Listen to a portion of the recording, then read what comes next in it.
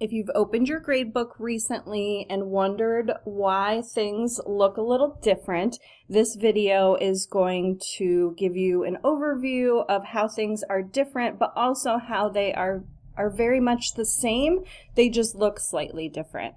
Now, before there were 4 different views in Blackboard Ultra. Now there are only 2, and they are delineated up here. And this would be the traditional gradebook view where you have everything that you have as an assignment, and you also have all of your students. It's also where you'd be able to filter if you would like to only look at certain categories of work.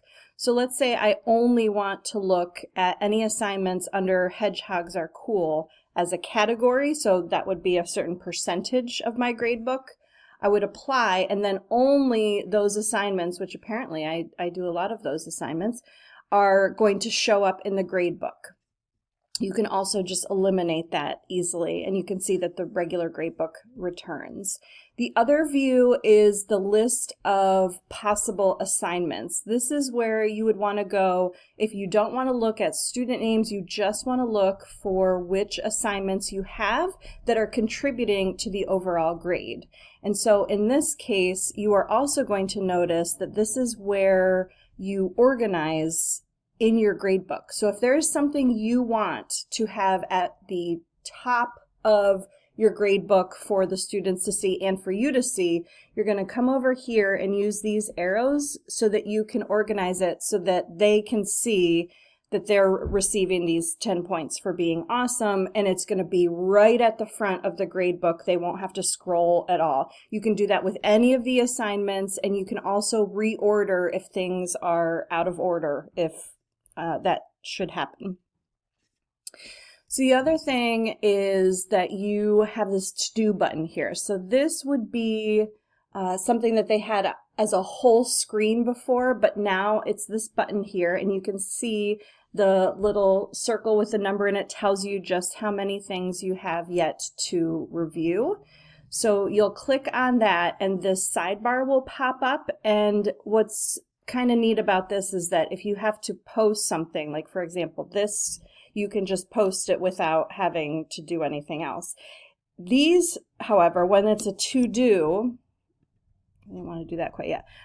This will tell you how many you have to grade, and you can open this in one of 2 ways. If you want to look at the whole entire assignment, you can just click on the assignment and then you'll see everything. You can change the way, like maybe you want to see all student statuses, or maybe you only want to see those that are submitted.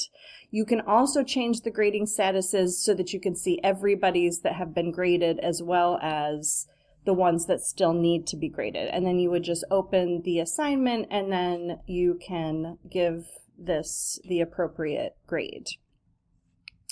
The other thing that you can do here is go in directly through the box where it says grade, and that will take you directly to whichever one needs to be graded, or if there are more than one, it'll line all of them up over here on the right.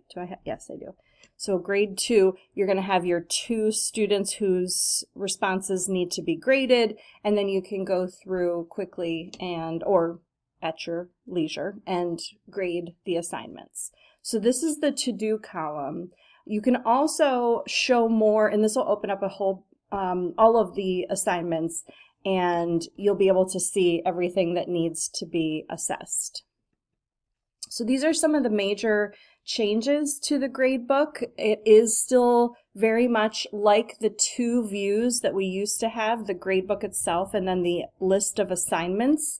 It's just going to take some getting used to. And if you have any questions, please don't hesitate to reach out to the IDT department.